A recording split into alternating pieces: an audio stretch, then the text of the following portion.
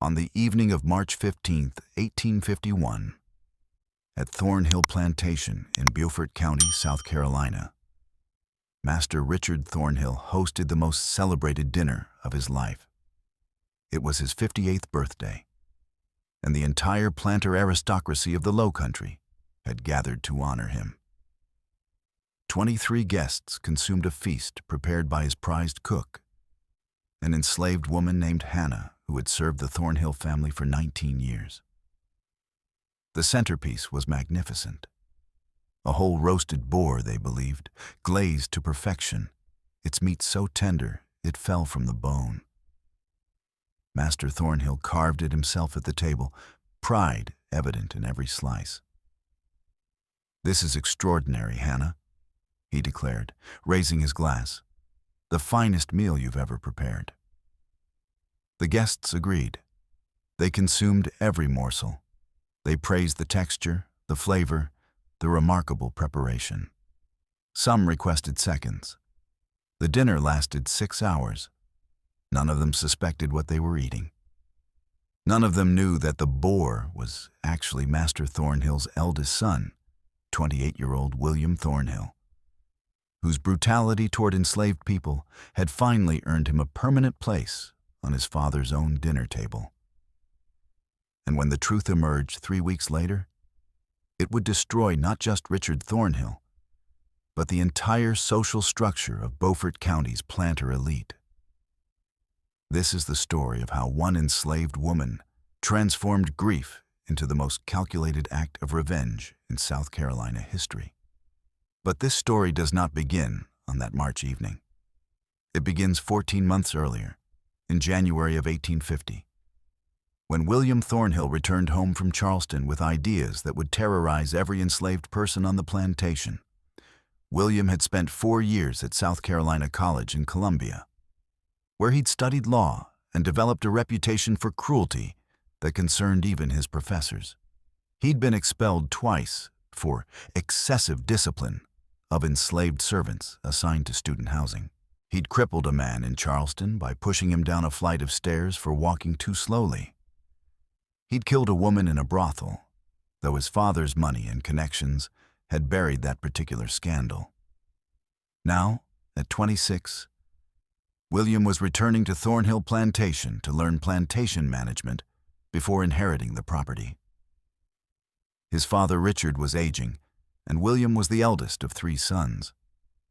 The plantation would be his someday. He intended to run it his way. Thornhill Plantation sat on 1,840 acres of prime South Carolina Low Country land, 23 miles south of Beaufort near the Combahee River. The property housed 287 enslaved people, 214 working the rice fields under conditions so brutal that the average life expectancy was 31 years, 48 in various skilled positions, including carpentry, blacksmithing, and cooperage, and 25 serving the big house and its immediate operations. The plantation produced approximately 800,000 pounds of rice annually, selling at 6 cents per pound in the Charleston market, generating enormous wealth for the Thornhill family. Rice cultivation in the Low Country was particularly deadly work. The fields had to be flooded and drained repeatedly throughout the growing season. Enslaved workers stood in water up to their waists for hours, exposed to malaria-carrying mosquitoes, water moccasins, alligators, and the brutal South Carolina sun. Malaria killed between 10 and 15% of the enslaved population annually. Drowning, snake bites, and heat stroke claimed more. The work was backbreaking, the hours endless, the conditions inhuman. William Thornhill looked at this system and decided it wasn't harsh enough. His father Richard, while certainly no humanitarian, operated under the prevailing plantation management philosophy of the time. Enslaved people were expensive property that needed to be maintained in working condition. You fed them adequately, provided basic medical care when absolutely necessary, and avoided killing them unnecessarily because replacement was costly. Punishment was frequent but calculated. You whipped people for infractions, but you didn't cripple them because crippled workers couldn't work. This was evil, but it was practical evil. It was exploitation rationalized through economics. William rejected this philosophy entirely.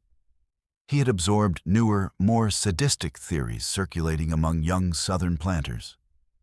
Ideas about absolute dominance, about breaking the will completely, about demonstrating power through spectacular cruelty, about making enslaved people so terrified that resistance became psychologically impossible. These theories weren't about economics. They were about pleasure, about exercising power for its own sake, about finding satisfaction in causing pain. William was a sadist, not just cruel by the standards of an already cruel system, but genuinely pathological in his need to inflict suffering. Within 2 weeks of his return, the enslaved community at Thornhill Plantation understood what they were facing. William's first act was to increase the daily rice pounding quota by 30%. Rice cultivation required intensive labor, and the daily quotas were already at the maximum most people could complete. Increasing them meant workers would have to labor from before dawn until after dark just to avoid punishment. Those who failed to meet quota, and many would fail because the quota was deliberately impossible, would be whipped. But William didn't just whip people. He introduced refinements. He had enslaved blacksmiths create special iron collars with inward-pointing spikes that would dig into the neck if the wearer lowered their head. Workers who failed to meet quota had to wear these collars for a week while continuing to work. Lowering your head to see what you were doing meant the spikes would pierce your neck. Keeping your head up meant you couldn't see properly and would work less efficiently, guaranteeing you'd fail quota again. It was a torture designed to be self-perpetuating. He introduced public whippings on Sunday afternoons after the single hour of rest enslaved people were traditionally given. He made everyone watch. Men, women, children. He forced family members to hold the victims. Fathers had to restrain sons while William wielded the whip. Mothers had to hold daughters. If you refused, you were next. If you looked away, you were next. If you cried too loudly, you were next. He created what he called incentive competitions. He would select 2 enslaved men and force them to fight each other. The loser would be punished severely. The winner would receive slightly larger rations for a week. This wasn't about encouraging competition. It was about forcing enslaved people to hurt each other, about destroying community solidarity, about making them complicit in the system's violence. He established a questioning routine. Every evening, he would summon 3 or 4 enslaved people to the barn and interrogate them about potential plots or schemes or disrespect. There were never any real plots. William just enjoyed the interrogations. He would ask impossible to answer questions. Who among you is planning to escape? When they said no one, he'd call them liars and demand names. When they gave names to make it stop, he'd punish those people. When they refused to give names, he'd punish them for insubordination. It was systematic psychological torture. He kept detailed records.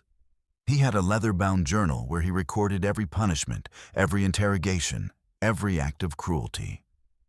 He noted dates, names, offenses, methods of punishment, and observations about the victims' responses. He wrote with clinical detachment about how much pain different people could endure, which methods of torture were most effective at extracting compliance, which victims cried versus which stayed silent. It wasn't just cruelty. It was studied cruelty, scientific sadism, and his father Richard did nothing to stop it. Richard Thornhill was disturbed by some of William's methods. He thought the increased quotas were economically counterproductive.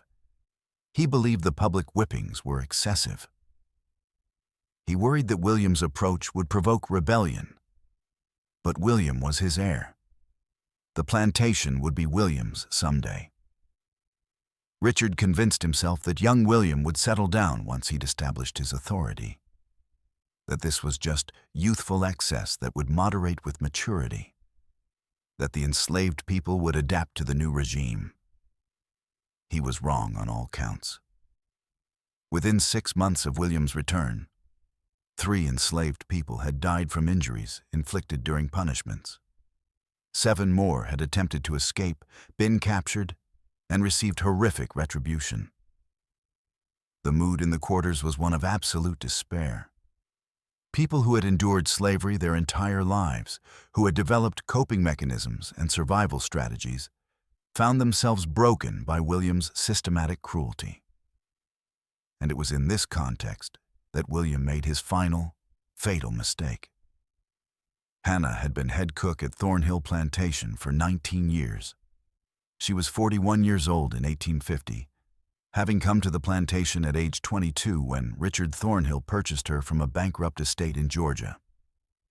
She had been trained in cooking since childhood, first by her mother, who had worked in the kitchens of a Charleston mansion, and then through years of experience preparing meals for wealthy white families.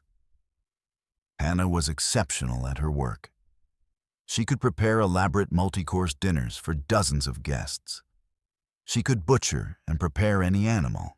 She could create dishes that matched anything served in Charleston's finest establishments.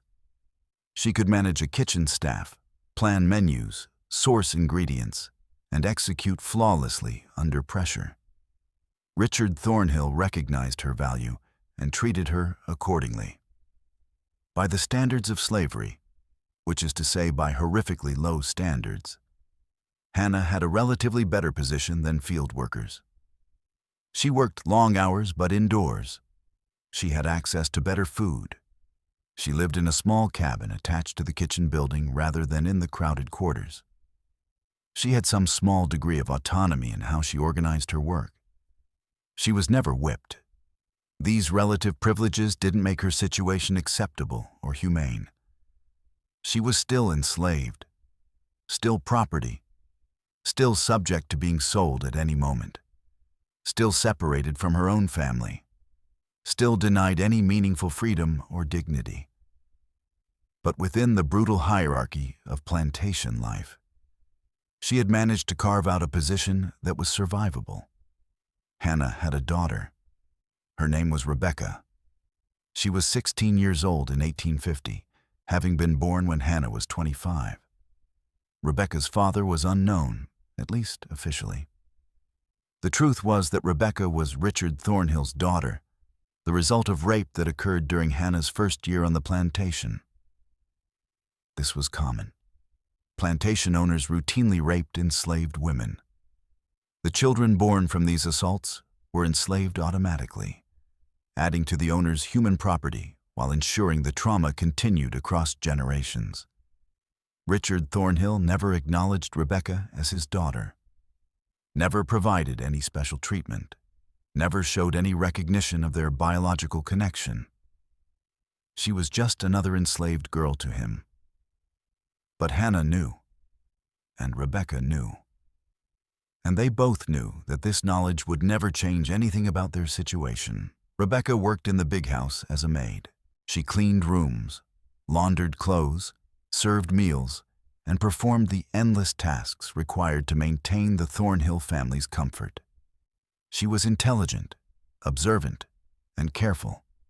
She had learned from her mother how to navigate the dangerous world of the plantation big house, how to be useful without being noticed, how to anticipate needs before they were expressed, how to make herself invisible.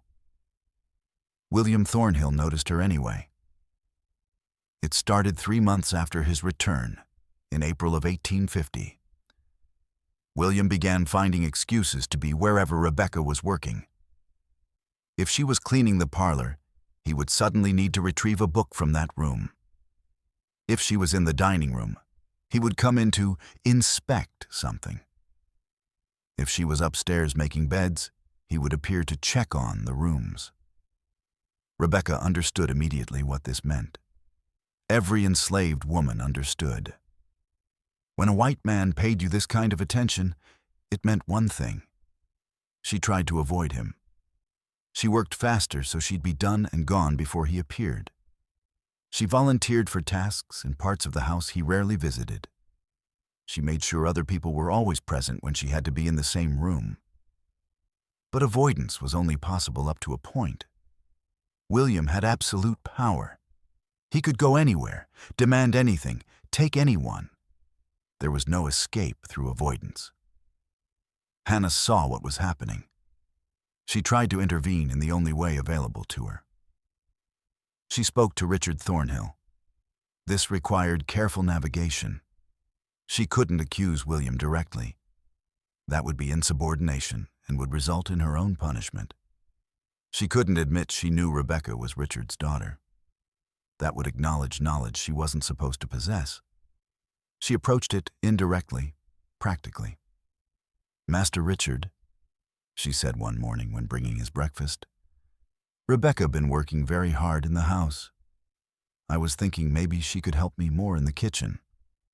I'm getting older, and I could use another pair of hands learning the cooking.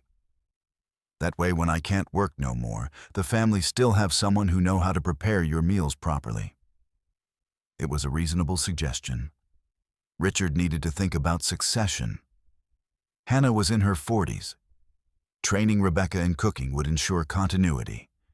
It would also keep Rebecca in the kitchen, away from William, under Hannah's supervision. Richard considered it. "That's sensible, Hannah. Yes, have Rebecca start helping you in the kitchen. I'll inform William that she's been reassigned." He did inform William. William ignored it. 2 weeks later, on May 3rd, 1850, William Thornhill raped Rebecca in the upstairs hallway of the big house. It was mid-afternoon. Rebecca had been sent upstairs to deliver clean linens despite now supposedly working in the kitchen. William had specifically ordered her upstairs. He knew what he was doing. He found her in a bedroom, making a bed. He closed the door. He locked it. What happened next took 11 minutes. Rebecca never screamed. Screaming would have brought people, and people would have witnessed her resistance. And resistance from an enslaved woman against a white man was a crime punishable by death. She survived by becoming very still, very quiet, by going somewhere else in her mind, while her body endured what was being done to it. When it was over, William straightened his clothes, unlocked the door, and told Rebecca to finish making the bed and then return to her duties. He said it casually, like nothing significant had happened, like he'd just borrowed a tool and was now returning it. Rebecca finished making the bed. Her hands were shaking so badly she could barely manage it, but she finished. Then she walked downstairs, through the house, across the yard, to the kitchen. She found her mother. She collapsed. Hannah caught her daughter and helped her to a chair. What happened? Rebecca couldn't speak. She shook. She made small, broken sounds. She couldn't form words. Hannah already knew. She had feared this exact scenario for months. She had tried to prevent it. She had failed. She examined Rebecca carefully. There was blood. There were bruises forming on her arms and thighs. There was the absolute horror in her daughter's eyes. Hannah held Rebecca for hours. She bathed her with warm water. She made her drink tea with herbs that would help with pain and potentially prevent pregnancy, though that was never guaranteed. She whispered reassurances that she knew were lies. "You're going to be all right. We're going to get through this. I'm here. I'm not leaving you." But Hannah knew the truth. This wasn't going to stop. William would come back. He would do this again, and again, and again. Because he could. Because Rebecca was property. Because the law protected him and condemned her. because the entire system was designed to allow exactly this kind of violation. That night, Hannah made a decision. She didn't decide impulsively. She didn't decide emotionally. She decided with the cold, clear logic of someone who had been pushed past the point where normal morality applied. She was going to kill William Thornhill. Not immediately. Not obviously. Not in any way that would lead to her own execution or punishment. She was going to kill him carefully, methodically, intelligently. And she was going to make his father consume him. Not metaphorically, not symbolically, literally. Richard Thornhill had raped her and created Rebecca. Richard Thornhill had done nothing to stop his son. Richard Thornhill had built his wealth on the bodies and lives of enslaved people. Richard Thornhill would eat his own son. That would be justice, not legal justice, which didn't exist for enslaved people. Not divine justice, which hadn't manifested in 2 centuries of slavery. Human justice. The kind you created yourself when every other avenue was closed. Over the following months, William raped Rebecca 17 more times. He wasn't even discreet about it. He would summon her to various parts of the house or plantation grounds. Everyone knew what was happening. The other enslaved people knew. The White family knew. Richard Thornhill knew. No one did anything because within the logic of slavery, nothing wrong was occurring.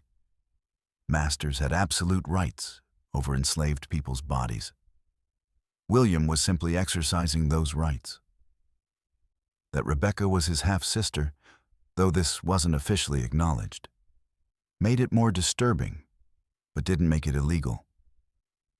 Slavery had already destroyed all normal taboos regarding family and consent. This was just another manifestation of that destruction. Rebecca tried to endure. She developed the dissociative skills that countless enslaved women had developed before her. When William came for her, she went away in her mind. She thought about anything else. She counted. She recited prayers. She imagined herself somewhere far away. She survived each assault by leaving her body behind. But survival took its toll.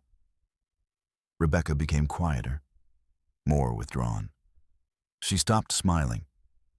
She stopped engaging in the small conversations and moments of connection that happened in the quarters during rare free time. She worked mechanically, eating little, sleeping poorly, moving through days like a ghost. Hannah watched her daughter disappear piece by piece. And Hannah planned. The first requirement was opportunity. She needed William to disappear in a way that wouldn't immediately trigger search parties, investigations, or suspicion. If William just vanished from the plantation, everyone would assume he'd been killed by enslaved people, and the entire enslaved population would be tortured until someone confessed. If William died obviously on the plantation, there would be an investigation. She needed his death to look like an accident that happened away from the plantation.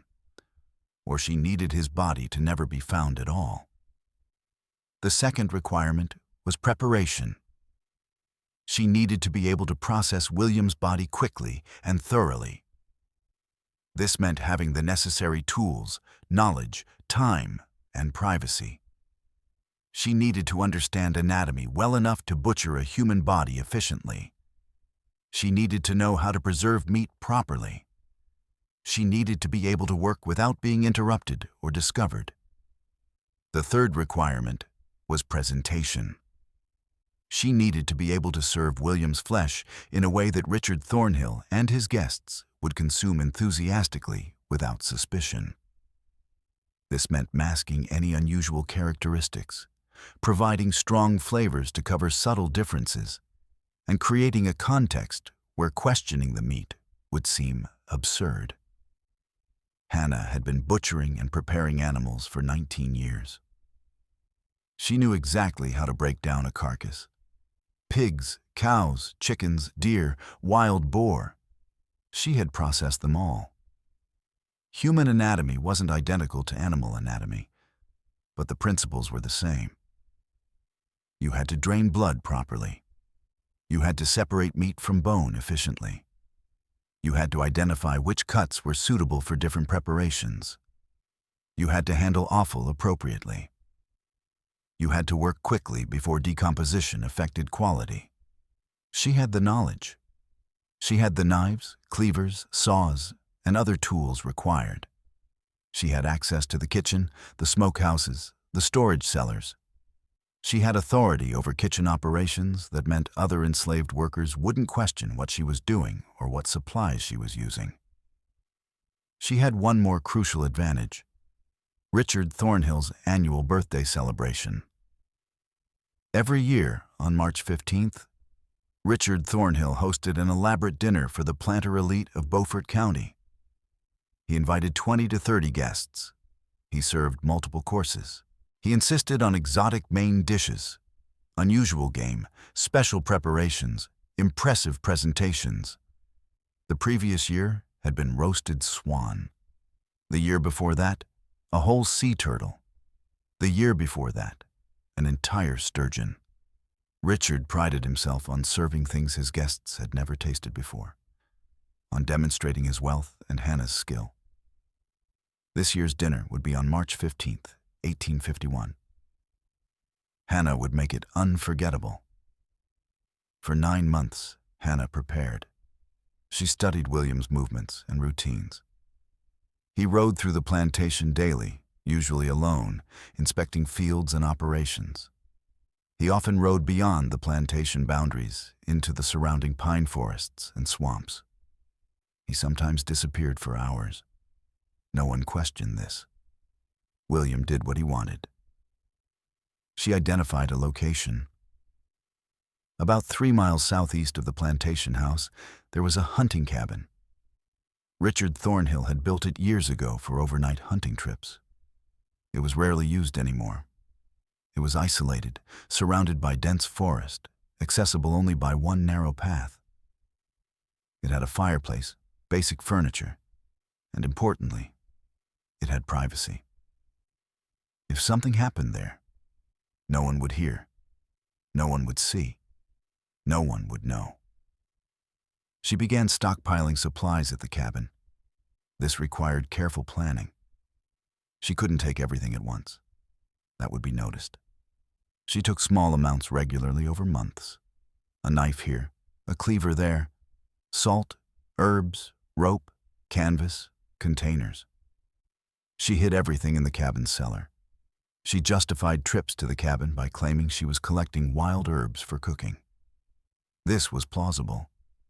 Hannah did collect herbs regularly, and the swamps near the cabin had useful plants. No one questioned her trips. She experimented with flavor masking. She needed to know what spices, marinades, and preparation methods would most effectively disguise any characteristics that might seem unusual. She tested different combinations on regular meat, asking kitchen staff and occasionally Richard himself which preparations were most flavorful. She was particularly interested in strong, complex flavors that would dominate the palate. She developed a glaze using molasses, mustard, bourbon, cloves, black pepper, and cayenne. Applied properly and cooked at high heat, it created an intense, sweet, savory, spicy coating that would overwhelm subtle taste differences. She developed a marinade using salt, vinegar, garlic, thyme, and juniper berries. Soaking meat in this for 48 hours would both preserve it and infuse strong flavors throughout. She practiced her butchering skills. She couldn't practice on human bodies, obviously, but she paid special attention when processing large animals, particularly pigs, which have anatomy somewhat similar to humans. She learned to work faster, more efficiently, with less waste. She needed to be able to process a body completely in under 4 hours. That was how much time she might have. By February of 1851, everything was ready. She had the location. She had the tools. She had the knowledge. She had the preparation methods. She had the presentation plan. She had the date. She just needed William. The opportunity came on February 28, 1851. William raped Rebecca for the 18th and final time. It happened in the kitchen storage cellar. Rebecca had been sent there to retrieve supplies. William followed her down. He locked the door from inside. He assaulted her among sacks of flour and barrels of salt. When he finished, he left without a word. Rebecca climbed the stairs slowly. She found her mother. She looked at Hannah with eyes that were completely empty. "Mama," she said quietly, "I can't do this anymore. I just can't." Hannah held her daughter. "I know, baby. I know. It's going to stop. I promise you, it's going to stop. Soon." That night, Hannah finalized her plan. She would lure William to the hunting cabin on March 12th, 3 days before Richard's birthday dinner. That would give her time to process the body properly and prepare everything for the celebration. She would tell William that there was a problem with equipment stored at the hunting cabin, something that required his immediate inspection, something that couldn't wait. William enjoyed exercising his authority, and he would relish the opportunity to berate her for whatever problem she described. He wouldn't suspect danger. Why would he? She was just an enslaved woman. She was just property. She was just Hannah, who had cooked his meals for years, who had never showed any sign of resistance, who was completely under his control. His arrogance would kill him.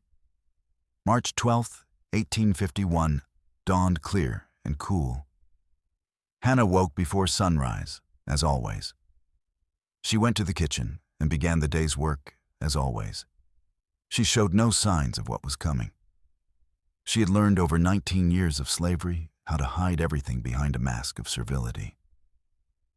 At mid-morning, she approached William. He was in the barn, inspecting tools. "Master William," she said, head bowed, voice deferential, "I'm very sorry to bother you, but there's a problem at the old hunting cabin." William looked at her with irritation. "What problem?" "The smokehouse supplies we stored there last month. Something's gotten into them. Might be raccoons or possums.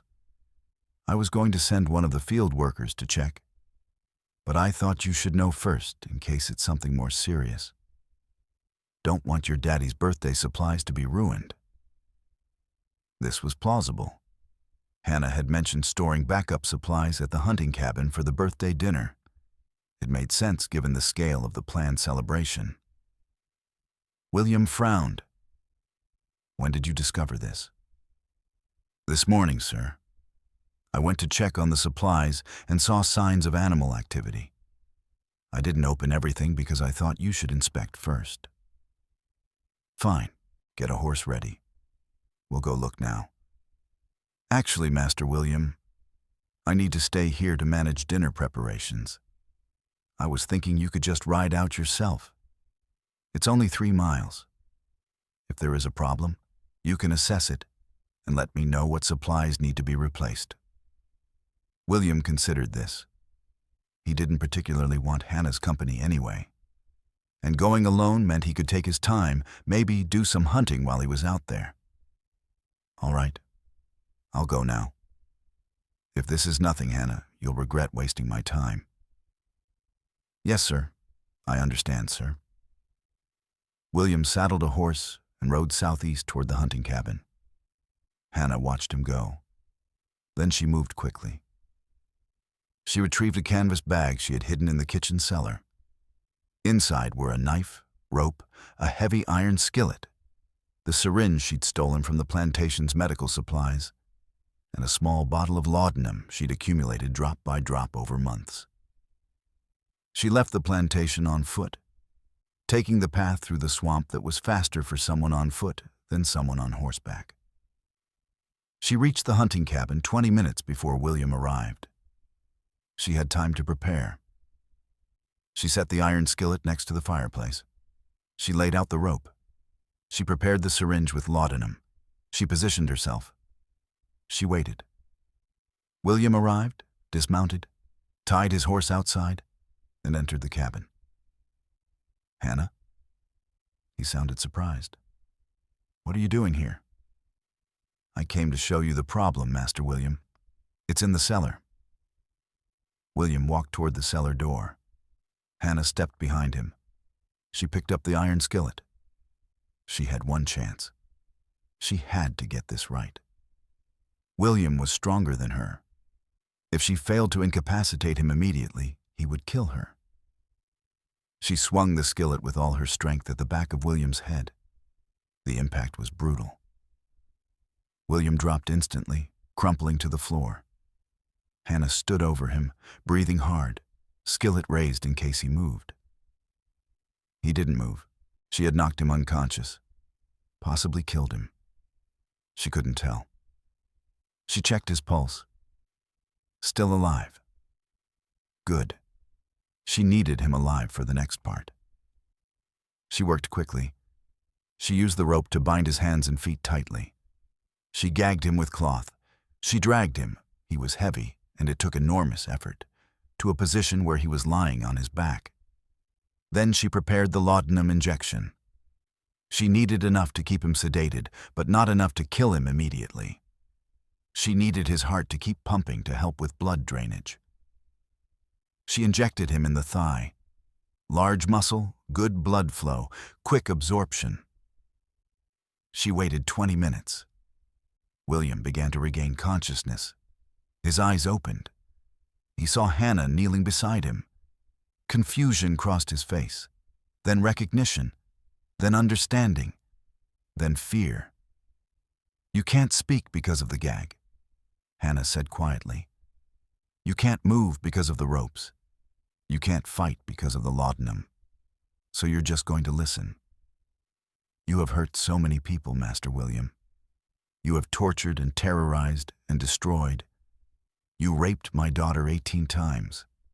You broke her. You took something beautiful and innocent, and you destroyed it for your pleasure. And you thought you would never face consequences because we're just property. Because you own us. Because the law protects you and condemns us." She stood up. She retrieved the knife from her bag. William's eyes widened. He tried to struggle against the ropes. He couldn't move. The laudanum had weakened him too much. "I'm going to kill you now," Hannah said. "Not quickly. You don't deserve quickly. I'm going to cut your throat and let you bleed out. It'll take a few minutes. You'll be conscious for most of it. You'll know what's happening. You'll know why. And then I'm going to butcher your body like the pig you are. And I'm going to feed you to your father. He's going to eat you at his birthday dinner. Him and all his wealthy friends. They're going to praise how delicious you are. They're going to compliment my cooking. They're going to consume you bite by bite while talking about cotton prices and politics. That's your legacy, Master William. You're going to be shit out by the same men who used to respect you. That's all you're worth. That's all you ever were." William was crying now, tears running down his face, mixing with the gag that muffled his screams. Hannah knelt beside him again. "This is for Rebecca. This is for every person you've tortured. This is for every mother who's had to watch their children suffer.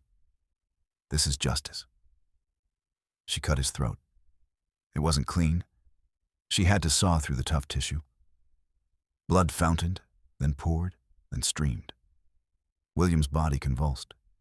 His eyes stayed open, watching her, until they finally glazed over and saw nothing. Hannah had killed him. She felt nothing. No triumph, no satisfaction, no guilt, just cold emptiness. She waited until the blood flow stopped. Then she began the real work. Butchering a human body is not significantly different from butchering a large pig. Hannah had the knowledge and the tools. She worked methodically.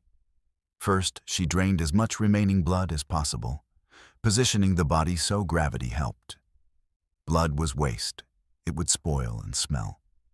She couldn't use it. She collected it in a bucket and would dispose of it later in the swamp.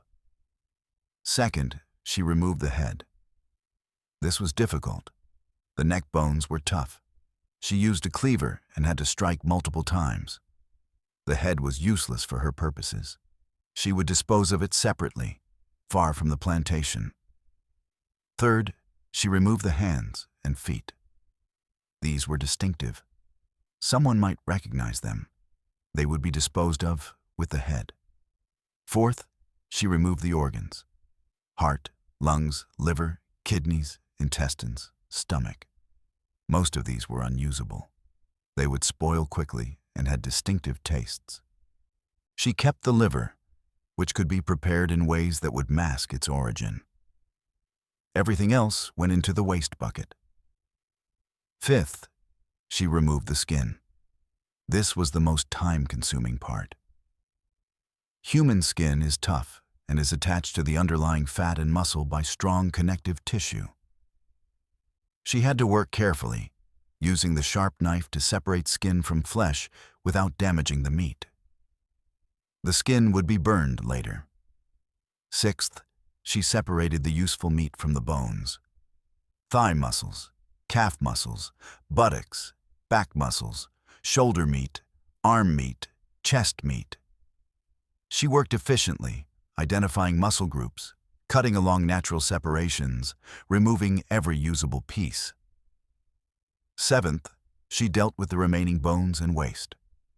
Everything that wasn't usable meat, bones, skin, organs, head, hands, feet, blood, had to be disposed of completely. She had prepared for this. She wrapped everything in canvas and hid it in the cabin cellar. She would return over the next several nights to gradually transport it deep into the swamp and sink it in quicksand areas where it would never be found. The entire butchering process took 3 hours and 40 minutes. When she was finished, she had approximately 45 pounds of clean meat.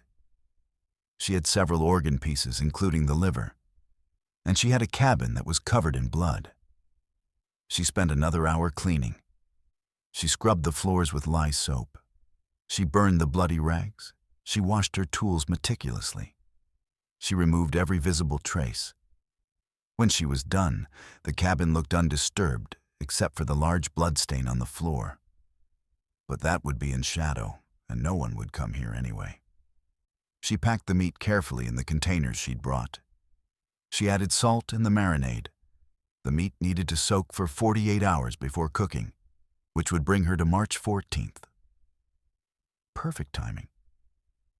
She carried everything back to the plantation through the swamp route. It was harder with the heavy containers, but she managed. She arrived back at the plantation as evening fell.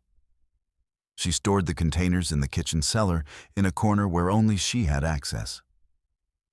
That evening, the plantation noticed William's absence. His horse had returned without him. This was concerning. Richard Thornhill asked if anyone had seen William. Hannah was questioned along with everyone else. Master William came to the kitchen this morning, Hannah said. He said something about riding out to check on field operations. I didn't pay much attention. I was busy with cooking. This wasn't helpful to the search, but it also wasn't suspicious. William often rode out without telling anyone where he was going. They searched the plantation grounds and the immediate vicinity. They didn't find him. They didn't find his body. They didn't find blood. They didn't find evidence of foul play. They did find the hunting cabin, but it showed no signs of disturbance. The bloodstain was in shadows, and no one looked carefully. The working assumption became that William had ridden out beyond the plantation, perhaps into the deep swamps, and had met with some accident. Possibly thrown from his horse. Possibly attacked by an alligator. Possibly lost and injured. Search parties went out for 3 days. They found nothing. Richard Thornhill was distraught. His eldest son had vanished. But the search couldn't continue indefinitely. The plantation had to function. The rice fields needed constant management. And Richard's birthday celebration was approaching. Initially, Richard considered canceling the celebration, but his wife Eleanor convinced him otherwise. "William would want you to continue," she said. "He wouldn't want his disappearance to disrupt your traditions. Perhaps by the time of the dinner, he'll have returned." Richard agreed. The celebration would proceed as planned. Hannah continued her preparations. On March 14th, she removed the meat from the marinade. It had absorbed the flavors beautifully. The vinegar had begun breaking down the tissue, tenderizing it. The garlic, thyme, and juniper had infused throughout. She rinsed the pieces and began preparing them for cooking. The human body has different fat content and muscle structure compared to animals commonly eaten in 1851. Hannah needed to address this. She trimmed away excess fat. She pounded some of the tougher cuts to break down the muscle fibers. She cut the meat into sizes and shapes that matched what guests would expect. The centerpiece would be what she told everyone was roasted wild boar. She selected the largest pieces of meat, primarily thigh and back muscles, and tied them together to create a roast that would look like a young boar. She scored the exterior to help the glaze penetrate. The secondary dishes would include what she called venison steaks, which were actually large muscle cuts from the arms and legs, and what she called game pie, which incorporated smaller pieces mixed with traditional pie ingredients. The liver would be prepared as a pâté, strongly flavored with cognac, butter, and spices. This would mask the liver's distinctive taste. On March 15th, Hannah began cooking at dawn. The roast went into the oven first, slow roasting for hours. She basted it repeatedly with the molasses bourbon mustard glaze. The meat browned beautifully. The glaze caramelized into a thick, aromatic coating. The smell was incredible. The steaks she seared quickly in a hot pan, leaving them medium rare. The outside formed a dark crust. The inside remained pink and tender. The game pie she assembled carefully, layering the meat with vegetables, herbs, and a rich gravy. She topped it with pastry and baked it until golden. The pâté she prepared with brandy, butter, cream, and heavy spices. She packed it into a tureen and let it chill. By late afternoon, everything was ready. The food was magnificent. The roast was golden brown, glazed to perfection. The steaks looked exactly like venison. The pie was bubbling and aromatic.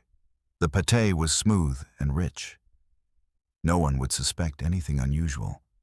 No one would question what they were eating. Hannah had transformed William Thornhill into a feast. The guests began arriving at 5 o'clock. 23 people in total. The wealthiest planters in Beaufort County and their wives. They came in carriages, dressed in their finest clothes, bringing gifts for Richard. They gathered in the parlor for drinks and conversation. They talked about cotton prices, rice cultivation techniques, the political situation, and of course, William's mysterious disappearance. "Any news of your son?" asked Robert Haywood, a neighboring plantation owner. Richard shook his head.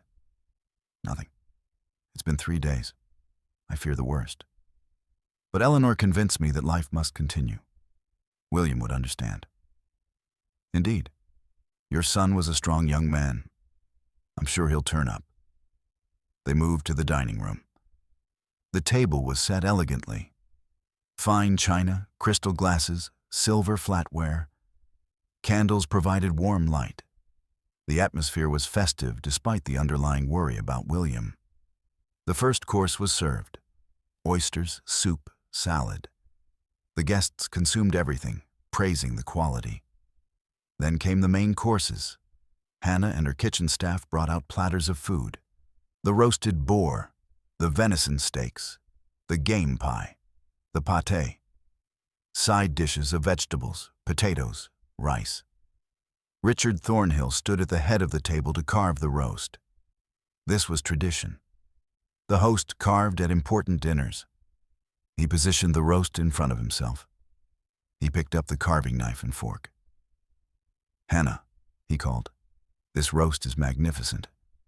What exactly did you prepare?" Hannah stood in the doorway, watching. Her face showed nothing. "Wild boar, master. Young one, caught in the swamp last week. Marinated for 2 days in my special mixture, glazed with bourbon and molasses. I believe it's the finest I've ever prepared." "It certainly looks exceptional." Richard began carving. The knife sliced through the meat easily. It was perfectly cooked. Tender, juicy. He cut thick slices, placing them on plates, passing them around the table. The guests helped themselves to the other dishes. They began eating. Hannah watched from the doorway. This was the moment. Everything depended on them not suspecting. "My God, Richard," said Thomas Morrison, a wealthy rice planter from near Charleston. "This is extraordinary. What did Hannah do differently?" Richard chewed, savoring the meat.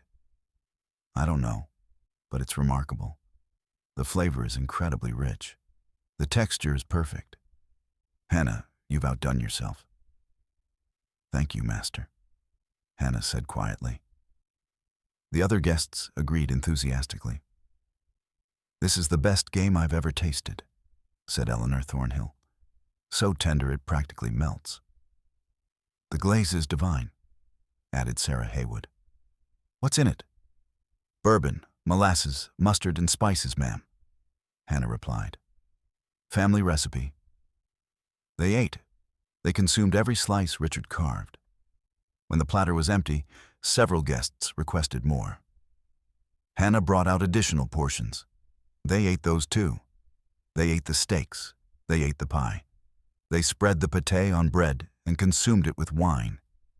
They ate William Thornhill systematically, bite by bite, while praising Hannah's skill and Richard's hospitality. The dinner continued for 6 hours. Multiple courses, wine, bourbon, cigars for the men, conversation about politics and agriculture, laughter, stories, celebration. At one point, Robert Haywood raised his glass. "A toast to Richard Thornhill on his 58th birthday. May you have many more years of prosperity and happiness." Everyone drank, including Richard, who had just consumed approximately 8 ounces of his own son's flesh. By midnight, the guests were departing. They thanked Richard profusely. "Best birthday dinner yet," said Thomas Morrison. "That roast will be the talk of the county." Richard agreed. "Hannah truly excelled tonight. I'll have to give her extra rations as reward." After the last guest departed, Richard and Eleanor went to bed. The house slaves cleaned everything. Hannah supervised, ensuring no evidence remained, no unconsumed meat was left, where someone might examine it too closely. Any leftovers were given to the enslaved workers in the quarters. They ate without knowing what they were consuming, or were disposed of. By 2 in the morning, everything was clean. Hannah returned to her cabin. She sat in darkness. She had done it. She had killed William Thornhill. She had butchered his body. She had fed him to his father and the planter elite of Beaufort County. They had consumed him enthusiastically. They had praised her work. None of them suspected. But Hannah felt nothing. No satisfaction, no triumph, just emptiness. Rebecca was still damaged. William was dead, but Rebecca's trauma remained. The system of slavery still existed. Nothing had fundamentally changed except that one sadist was gone. The revenge was incomplete. Hannah knew she needed to reveal the truth. Not immediately. That would lead to her execution. But eventually. The truth had to emerge. The men who had consumed human flesh needed to know what they had done. They needed to face the horror of their actions. That would be the real revenge. She had prepared for this. She had kept samples of the prepared meat, carefully preserved. She had kept William's journal, which she had found in his cabin. She had kept one of his distinctive boots. She had hidden all of this evidence in a place only she knew. And she had arranged for the evidence to be delivered to authorities if anything happened to her. She had given instructions to two trusted enslaved people from a neighboring plantation. If Hannah died or disappeared, they were to retrieve the hidden evidence and deliver it to the sheriff in Beaufort, along with a letter Hannah had written explaining everything. This ensured that even if she was killed, the truth would emerge. But Hannah wasn't planning to die. She was planning to disappear. 3 weeks later, on April 6, 1851, Hannah walked away from Thornhill Plantation. She left before dawn, taking nothing but the clothes she wore and a small bag of food. She headed north, following routes she had learned about from enslaved people who had successfully escaped. The Underground Railroad existed in South Carolina, though it was dangerous. Hannah connected with conductors who helped her travel north. It took months. She worked at various safe houses along the way, using her cooking skills to earn shelter and assistance. By October of 1851, Hannah reached Philadelphia. She was free, but she hadn't forgotten. On November 1st, 1851, a package arrived at the sheriff's office in Beaufort, South Carolina. Inside was a letter, samples of preserved meat, William Thornhill's journal, his boot, and detailed descriptions of what Hannah had done. The letter was addressed to the sheriff, but with instructions that copies be sent to local newspapers and to William Lloyd Garrison's abolitionist newspaper, The Liberator, in Boston.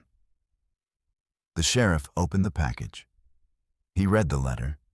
He examined the evidence. Then he vomited.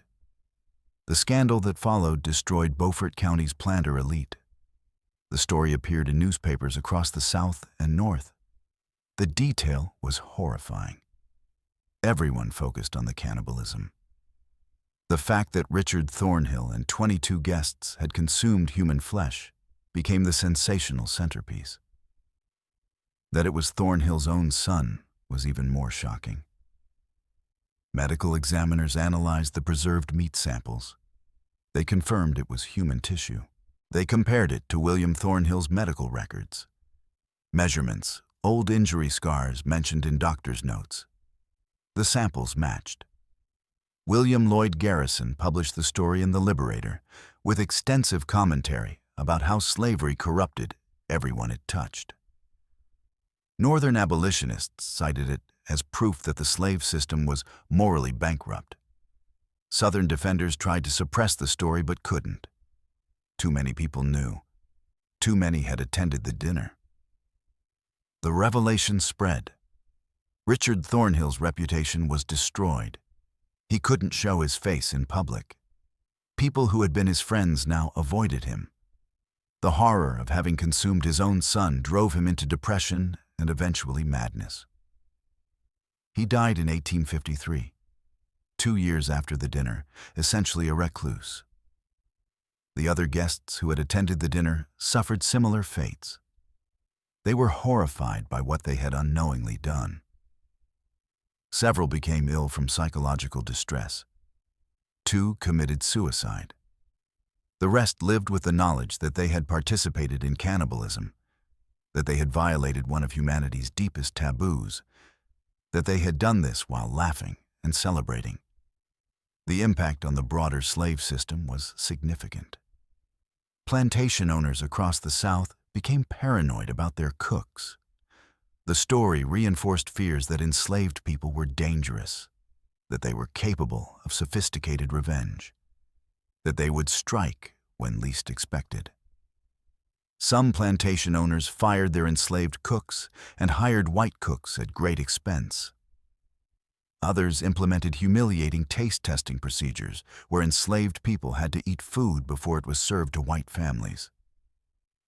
Still others simply became more brutal, believing that increased terror would prevent resistance.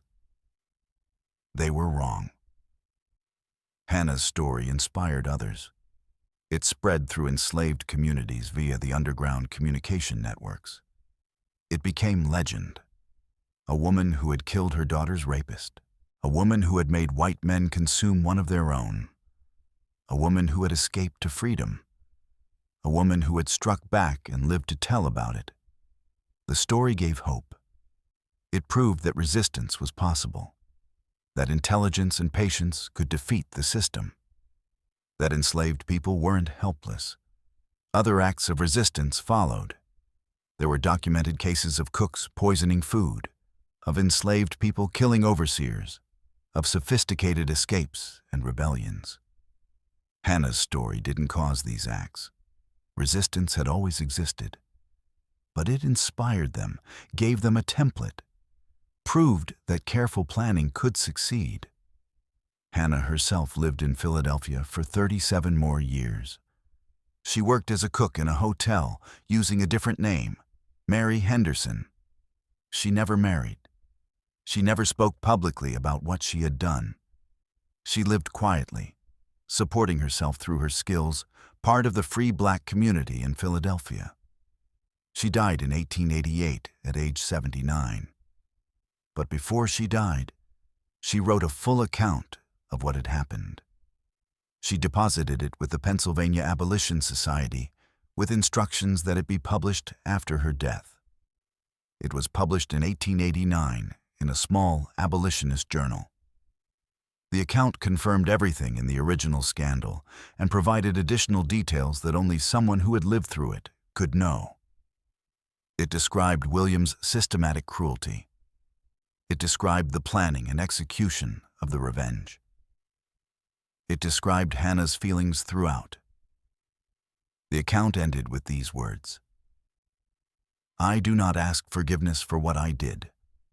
I do not believe what I did was wrong, though I know many will condemn me. William Thornhill was a monster who destroyed lives for pleasure. His father created and enabled that monster. The system of slavery created them both. I used the only weapon available to me: my knowledge, my position, my intelligence. I made men consume their own evil. I made them literally digest the consequences of their actions. If that was wrong, then the wrongness belongs to the system that made it necessary, not to me, for executing it. I regret only that my revenge could not extend further, could not touch the whole system, could not free every enslaved person. I did what I could with what I had. I would do it again." What can we learn from Hannah's story more than 170 years later? First, that oppression always generates resistance. The more brutal the oppression, the more extreme the resistance becomes. Hannah's act was horrifying by any moral standard, but it existed in response to a system that was more horrifying still. Second, that intelligence is power. Hannah defeated men who had all the legal, social, and physical power. She defeated them through careful planning, expert knowledge, and patience. She proved that brains can triumph over force when deployed strategically. Third, that moral frameworks collapse under extreme circumstances. Hannah violated fundamental taboos. She killed. She mutilated. She orchestrated cannibalism. But she did so in response to watching her daughter be systematically raped, in response to living under a system that treated her as property, in response to having no legal recourse for justice. We can acknowledge that what she did was extreme, while also acknowledging that the system she was responding to was worse. Fourth, that the powerful often consume what they claim to protect. Richard Thornhill claimed to be a civilized Christian gentleman. He built a fortune on enslaved labor. He raped Hannah. He allowed his son to terrorize hundreds of people. And then he literally consumed his own son while celebrating his wealth and status. The cannibalism was just making visible what had always been true metaphorically. The system was consuming its own children. Fifth, that truth has power even when justice is impossible. Hannah couldn't defeat slavery through her individual act, but by ensuring the truth emerged, by documenting what happened, by forcing the reality into public consciousness. She created lasting impact. The scandal couldn't be suppressed or forgotten. It became part of the historical record. Sixth, that we must remember these stories even when they're uncomfortable. Hannah's story is disturbing. It should be. Slavery was disturbing. The resistance it generated was disturbing.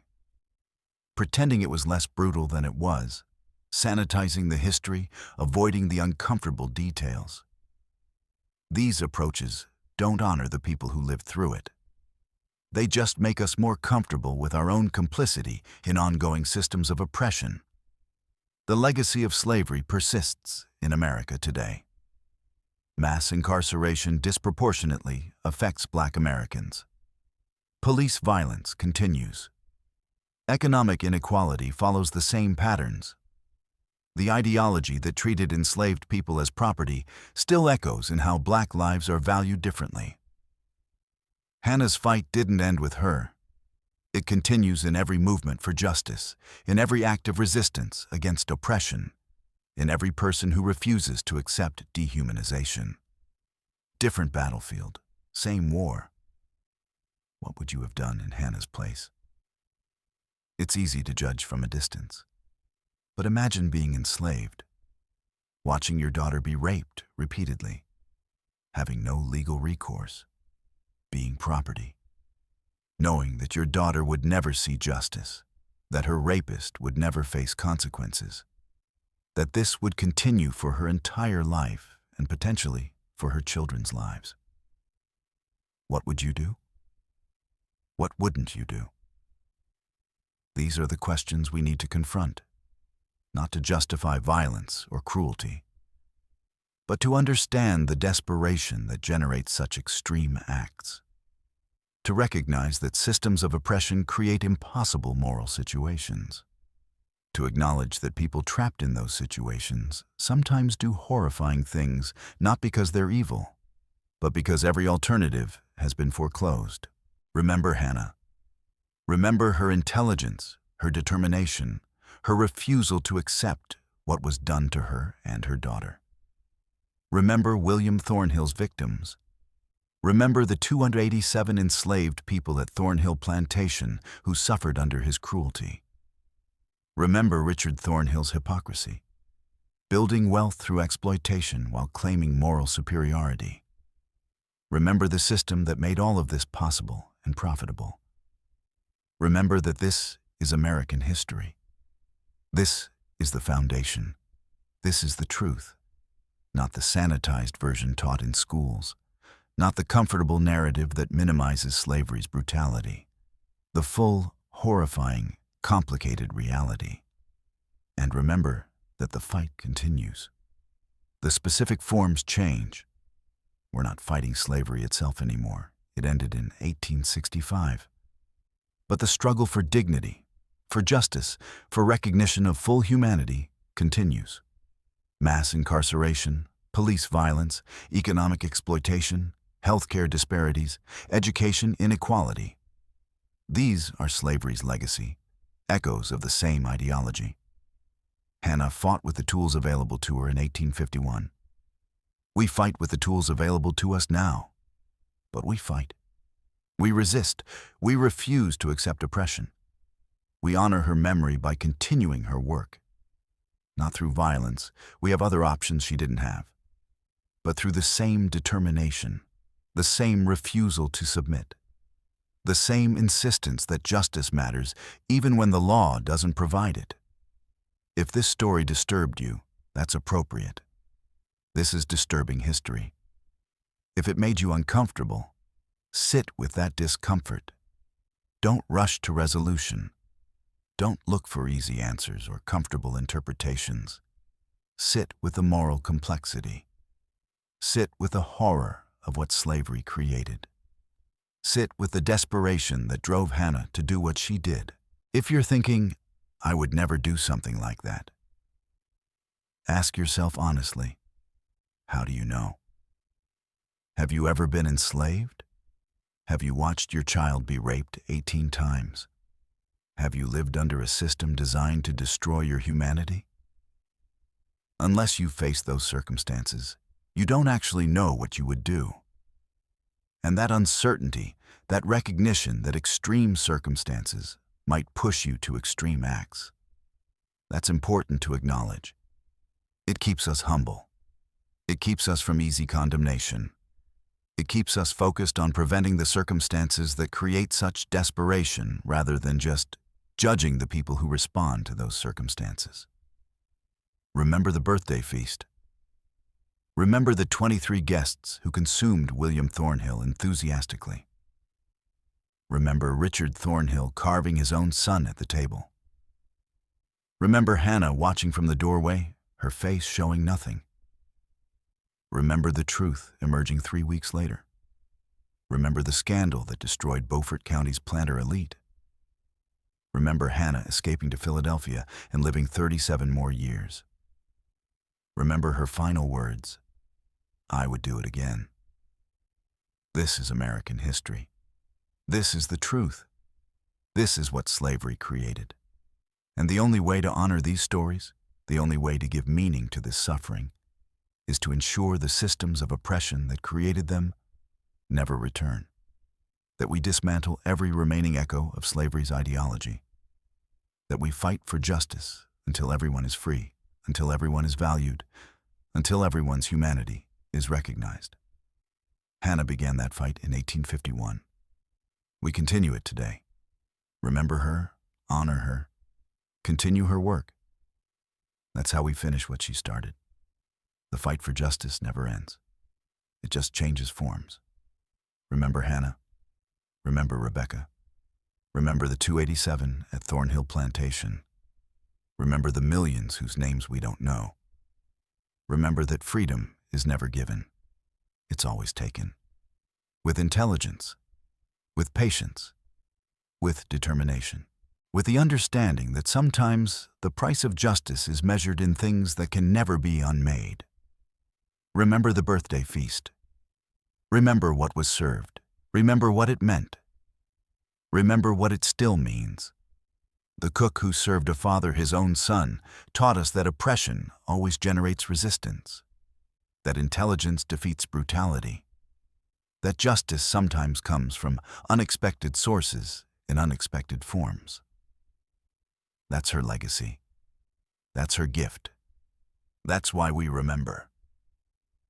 The aftermath of Hannah's revelation created ripples that extended far beyond Beaufort County. Within weeks of the scandal breaking, plantation owners across the South convened emergency meetings to discuss what they called the cook problem. They weren't discussing how to prevent sadists like William Thornhill from tormenting enslaved people. They were discussing how to prevent enslaved cooks from poisoning them or worse. Insurance companies responded immediately. Policies covering plantation owners began including clauses specifically excluding deaths by poisoning or unnatural consumption of adulterated food prepared by enslaved persons. Premiums increased across the board. Some insurers stopped covering plantation households entirely, viewing them as unacceptable risks. The economic impact was measurable. Plantation profitability decreased as owners invested in security measures, taste testing procedures, and in some cases, expensive white cooks. The psychological impact was immeasurable.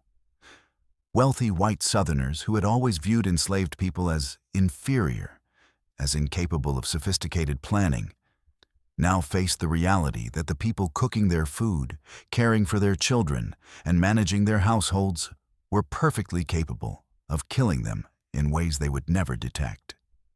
The comfortable fiction of the grateful, loyal slave shattered. Trust became impossible. Every meal became a potential threat. Every enslaved person became a potential Hannah. This paranoia was justified.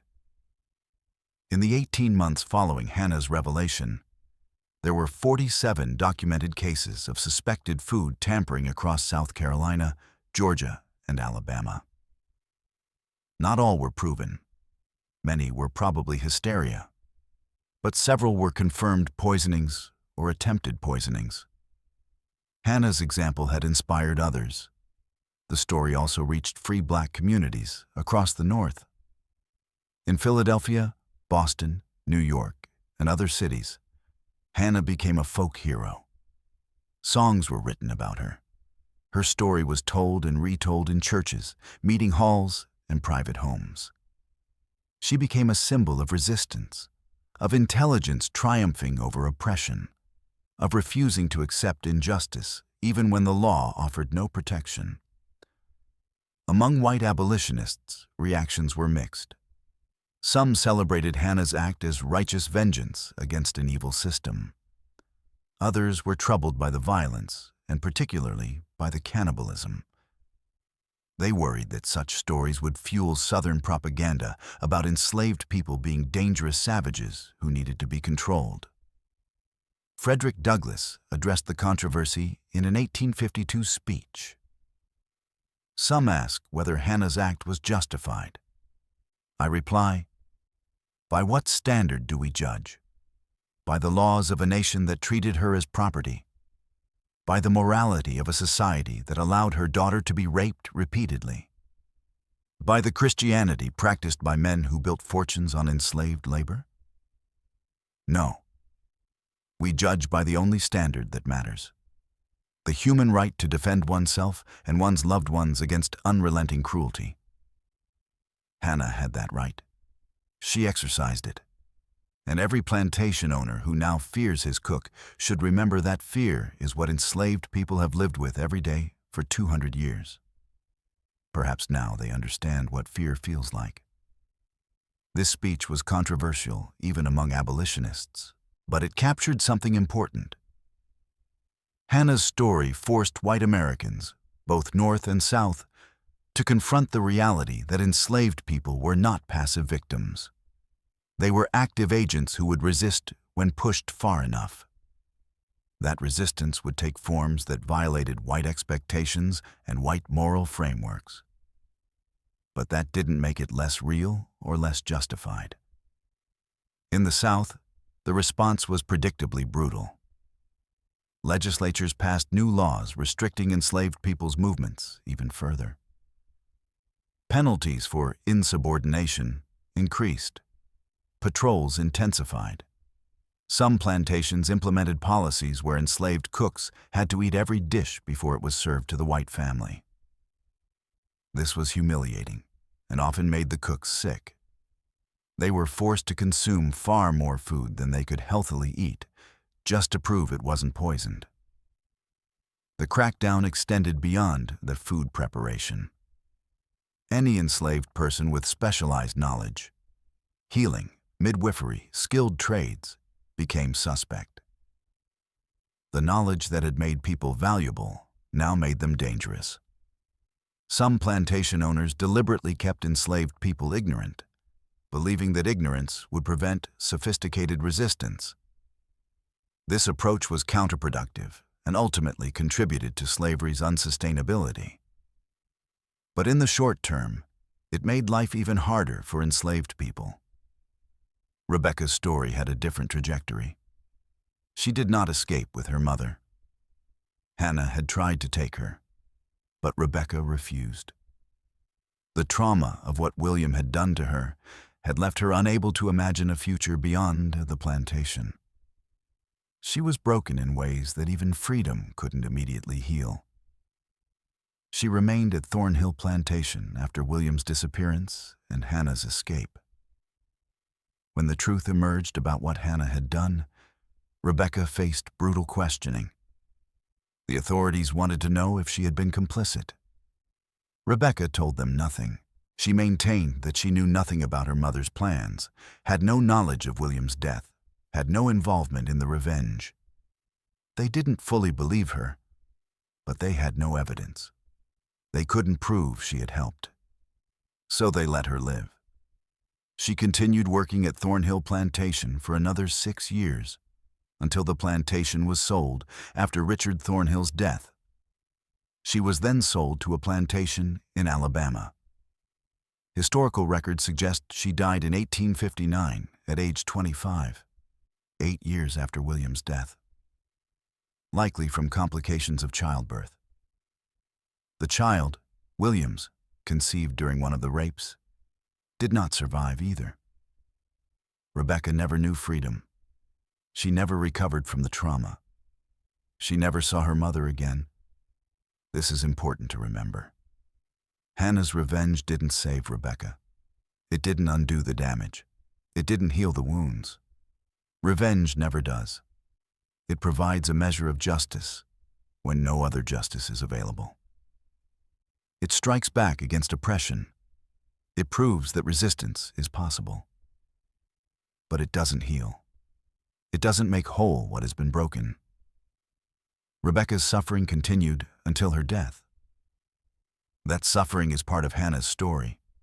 The revenge was for Rebecca, but it couldn't save her. The system was too powerful. The trauma was too deep.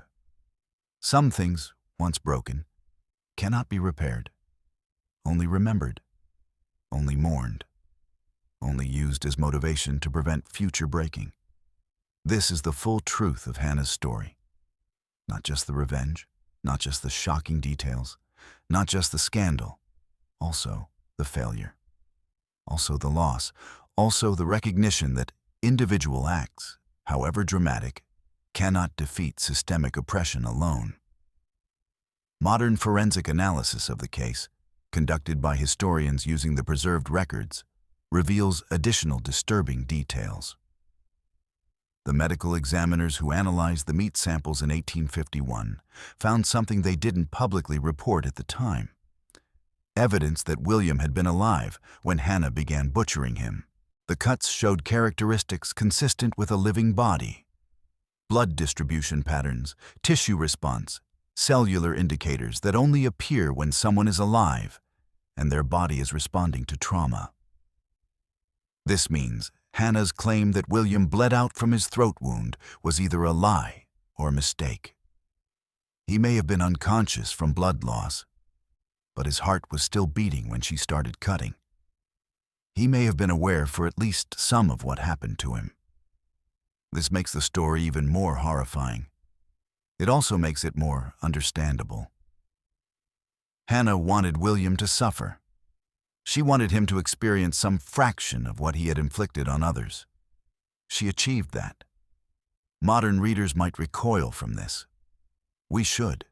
It's brutal beyond measure. But we should also remember what William did. 18 rapes, systematic torture of hundreds of people, deliberate cruelty pursued for pleasure, creating spike collars specifically designed to cause ongoing pain, forcing family members to hurt each other, keeping journals documenting suffering. This was a person who found satisfaction in causing agony. Hannah gave him what he gave others: agony. We can acknowledge both that what Hannah did was extreme and that William earned it. These aren't contradictory positions. They're both true simultaneously. The moral complexity is the point. The fact that we're uncomfortable is appropriate. We should be uncomfortable. This is what slavery created. Situations so horrific that they pushed people to horrific responses. That discomfort should drive us to prevent such situations from ever existing again. The cannibalism aspect, the fact that Richard Thornhill and his guests consumed William, adds another layer. Cannibalism is one of humanity's deepest taboos. It exists across virtually all cultures. It represents a violation of fundamental human boundaries. Hannah knew this. That's why she chose it. She wanted to do something that couldn't be explained away, couldn't be minimized, couldn't be forgotten. Poisoning could be attributed to accident. Disappearance could be attributed to many causes. But making men unknowingly consume human flesh and then revealing that they had done so created permanent horror that could never be rationalized. The guests at that birthday dinner were traumatized for life. They had violated a taboo so fundamental that knowing they had done it, even unknowingly, shattered their sense of themselves. Several never fully recovered psychologically. 2 committed suicide. Others descended into depression or madness. This was intentional. Hannah wanted to destroy them psychologically as thoroughly as William had destroyed Rebecca psychologically. She succeeded. Was this justice? That depends on your definition. Legal justice would have been William being prosecuted and punished for rape and torture. But legal justice was impossible. The law didn't recognize rape of an enslaved woman as a crime. The law didn't protect enslaved people from torture. The law treated them as property. Legal justice was structurally unavailable. So Hannah created her own justice. Vigilante justice. Revenge. Call it what you want. She punished people who the law wouldn't punish. She made them pay a price when the system said they owed nothing. That's one form of justice. Imperfect, brutal, outside normal frameworks, but justice nonetheless. Whether we approve is almost beside the point. It happened. It was a response to specific circumstances. It achieved specific goals, and it became part of the historical record of resistance to slavery. The question we should ask isn't, was Hannah right? The question should be, what system creates circumstances where Hannah's response seems reasonable? Because that's the real horror. Not what Hannah did, but the fact that what she did makes sense given what she faced. The system that makes calculated revenge killing seem like the only available option. That's the true moral failure. Hannah was responding to that system. Understanding this doesn't require approving everything Hannah did. It requires recognizing that she lived in impossible circumstances that foreclosed normal moral choices. She had no good options, only terrible ones. She chose the terrible option that gave her daughter some measure of justice and that struck back at her oppressors. Many of us, faced with identical circumstances, would choose exactly the same. Or we would choose nothing and live with the knowledge that we had accepted injustice without resistance. Both choices are understandable. Neither is easy. In 1889, when Hannah's full account was published posthumously, it sparked renewed controversy. The nation was 24 years past slavery's end. Reconstruction had failed. Jim Crow was being established across the South. The promise of emancipation was being systematically betrayed. In this context, Hannah's story took on new meaning.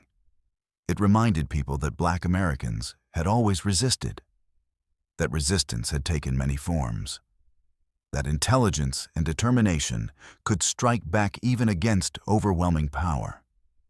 It provided historical context for ongoing resistance to Jim Crow. It challenged narratives that portrayed formerly enslaved people as passive or grateful. And it made clear that the fight hadn't ended with emancipation. The same ideology that enabled slavery now enabled Jim Crow. The same people who had grown wealthy from slavery now maintained their wealth through segregation and exploitation. The same tactics of terror, violence, and dehumanization continued in new forms. Hannah's fight was not finished. It continues today. The specifics change, but the fundamental struggle for dignity, for justice, for recognition of full humanity persists. Mass incarceration disproportionately affects Black Americans. Police violence continues. Economic inequality follows racial lines established by slavery. Healthcare disparities reflect the same ideology that treated enslaved people as property. Educational inequality perpetuates the same hierarchies. Hannah's story reminds us that these aren't separate issues. They're connected. They're all manifestations of the same underlying problem, the devaluation of Black lives. And they all demand the same response: resistance. What can we today learn from Hannah? First, Intelligence is powerful. Hannah defeated men who had all the structural power.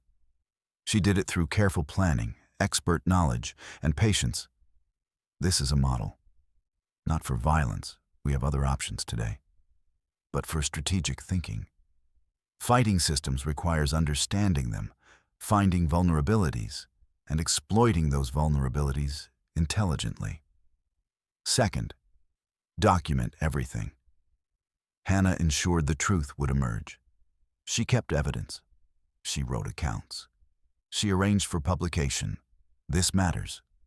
Systems of oppression depend on controlling the narrative. Resistance requires creating alternative records, preserving truth, ensuring stories survive. Third, individual acts connect to collective struggles. Hannah's revenge was personal, but it became political. It inspired others. It changed how people understood resistance. Our individual acts of resistance, however small, contribute to larger movements. Fourth, moral purity is impossible under oppression. Hannah violated taboos. She did things that make us uncomfortable, but she did them in response to a system that was worse. When fighting injustice, we will sometimes have to make choices that aren't clean or easy. That's not an excuse for cruelty, but it is recognition that real resistance in real circumstances is complicated and messy. Fifth, the powerful often consume what they claim to protect. Richard Thornhill claimed to be a civilized Christian gentleman. He built wealth on enslaved labor. He raped Hannah. He enabled his son's cruelty. Then he literally consumed his son. The system was devouring itself. This is metaphorically true of all systems built on exploitation. They destroy their own foundations. They consume their own children. Hannah just made it literal. Sixth, truth outlasts suppression. Richard Thornhill and his allies tried to suppress the scandal. They failed. The story spread. It became history. It survived. This should encourage us. The truths we tell today, even when they're suppressed or denied, will outlast the suppression. History remembers. Not always accurately, not always fairly, but it remembers. Telling truth matters. Seventh, trauma doesn't always heal, but it can be witnessed. Rebecca never recovered. The system broke her permanently, but her story survived. Hannah told it. We know it now. We can witness Rebecca's suffering, even though we couldn't prevent it. That witnessing matters. It ensures Rebecca is remembered as a person, not just a statistic. It makes her suffering count for something by motivating us to prevent future suffering. These are the lessons. Apply them. Use them. Let Hannah's story inform your own resistance to injustice, whatever form that resistance takes. Remember the birthday feast. Remember Richard Thornhill carving meat at the head of the table, praising Hannah's work, consuming his own son while celebrating his wealth and status. Remember the 23 guests eating enthusiastically, complimenting the flavor, requesting seconds. Remember Hannah watching from the doorway, face showing nothing, knowing exactly what they were eating. Remember the revelation 3 weeks later. The horror, the scandal, the destruction of reputations, the suicides, the madness.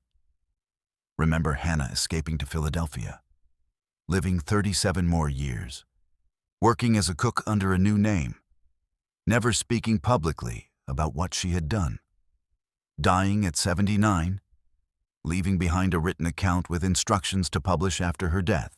Remember her final words, "I would do it again." Remember Rebecca, 16 years old, raped 18 times, never recovering, dying at 25. Her suffering is part of this story. Her failure to heal is part of this story. Her death is part of this story. Remember William Thornhill, 28 years old, sadist, torturer, rapist, killed by the mother of the girl he raped, butchered like an animal, fed to his own father. Justice? Revenge? Both? Neither? The question matters less than the fact that it happened, that it was a response to specific circumstances, that it revealed truths about slavery that couldn't be suppressed. Remember Richard Thornhill, 58 years old, plantation owner, wealthy, respected, consumed his own son unknowingly, lived 2 more years, died in madness and ruin. The system he benefited from destroyed him as thoroughly as it destroyed everyone he enslaved. Remember the 287 enslaved people at Thornhill Plantation. Their names mostly unknown, their stories mostly untold. They lived under William's cruelty. They witnessed Hannah's resistance. Some may have known what she did. Some may have helped in small ways. They survived. They resisted in their own ways. They're part of this story even though most of their names are lost. Remember that this is American history. Not a footnote. Not an aberration. Not an exception. Core American history. The foundation on which the nation's wealth was built. The reality that textbooks minimize or ignore. The truth that makes us uncomfortable because confronting it requires confronting ongoing injustice. And remember that the fight continues. Hannah's fight, Rebecca's fight, the fight of every person who refuses to accept dehumanization. Different battlefield, same war. We honor Hannah by continuing that fight, by resisting oppression in our own time, by working to dismantle systems that devalue Black lives, by refusing to accept comfortable lies about history, by telling truth even when truth is uncomfortable, by fighting for justice even when justice is complicated. The birthday feast was in 1851.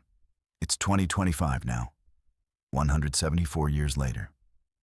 The story survives. The lessons remain relevant. The fight continues. Remember Hannah. Remember what she did. Remember why she did it. Remember what it meant then and what it means now. Remember the birthday feast. And remember that freedom is never given. It's always taken. With intelligence, with patience, with determination, with the understanding that sometimes the price of justice is measured in things that make us deeply uncomfortable. But we pay that price anyway. Because the alternative, accepting oppression, living with injustice, pretending everything is fine, is worse. That's Hannah's legacy. That's her lesson. That's why we remember. The cook who served a father his own son. The woman who struck back when the law offered no protection. The mother who created her own justice when every other avenue was closed. Remember her, honor her, learn from her, continue her work. That's how we finish what she started. That's how we make her story mean something beyond horror. That's how we honor all the Hannahs and Rebeccas and unknown others who suffered and resisted.